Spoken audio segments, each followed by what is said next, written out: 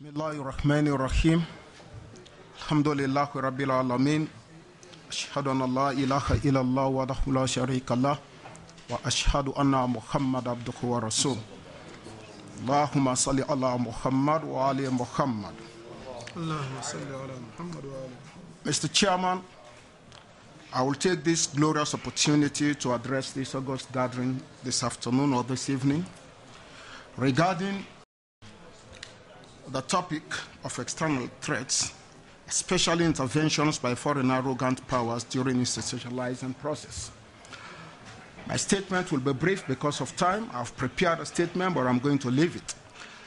Mr. Chairman, the problem with the Muslims we are facing, especially in Africa, West Africa for that matter, we have the time yet to fully realize and understand exactly what Islamic ideology is. Until and unless we understand exactly what Islam is, we will never be able to become the vanguards of the Islamic Ummah in our respective countries, so that there will be no foreign intervention by the arrogant powers, especially the US and America and France. The US, Britain and France. The problem we are facing, it is due to the lack or no knowledge that we have precisely on the Islamic ideology. What the Western powers or the arrogant powers are afraid of is the Islamic ideology, not the person per se. If we go back to history, just about 30 or 40 years ago, we know that in Iran here, America, Britain, Russia, France, Israel, you name it, they have their hands in this country.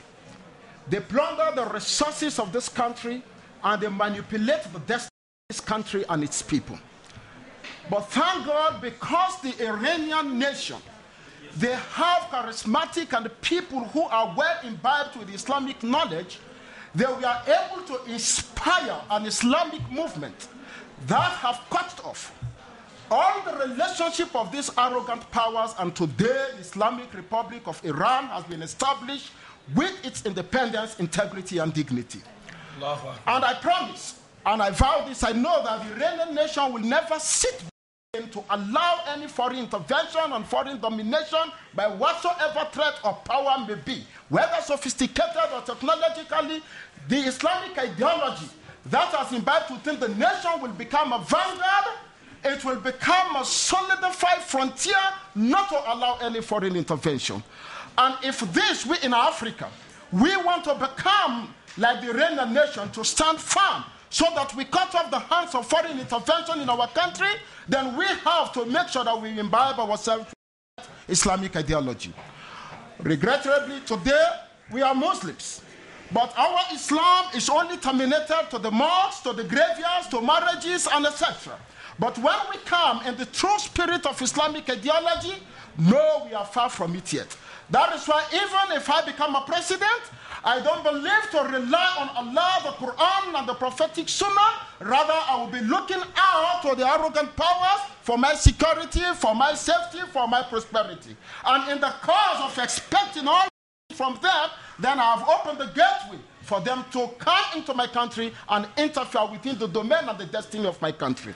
Until and unless we the Muslims, because at times it's become very astonishing, foresee a nation that comprises over 60% of its people are Muslims, but yet still we don't have a government that is ruling according to the laws of Allah. We only have a government that rules according to secularism, and yet still we the Muslims are there. We sit by and we watch. Every day we pray 5. Every day we say, La ilaha illallah Muhammad Rasulullah. We sit by and we don't allow the law of God to prevail in our life, to prevail upon our land. It is because we are yet to realize what Islam is, and we are yet to imbibe in us the true Islamic ideology.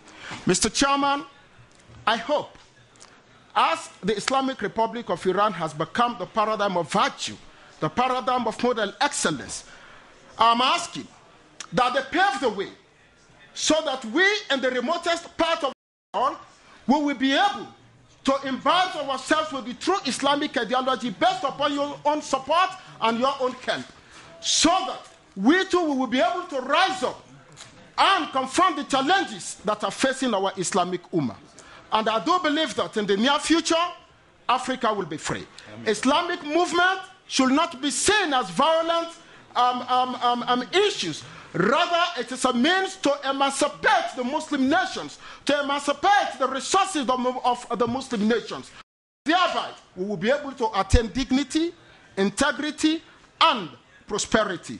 Let us all know that Islam is a living and dynamic religion that addresses all issues in all ages to come. Mr. Chairman, I will not take much of my time. I will say Assalamu alaikum wa rahmatullah.